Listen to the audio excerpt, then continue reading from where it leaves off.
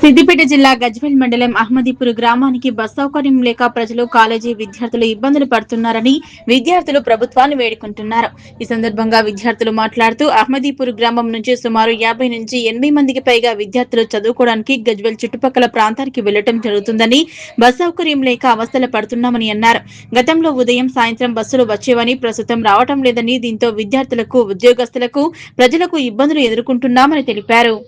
గజ్వేల్ మండలం గ్రామం హందీపూర్ మేము కాలేజీకి పోతున్నాం. డైలీ మాకు చాలా ఇబ్బంది అవుతుంది. 3 కిలోమీటర్స్ మేము నడుచుకుంటూ వెళ్ళడంతో మాకు కాలేజీలో చాలా లేట్ అవుతుంది.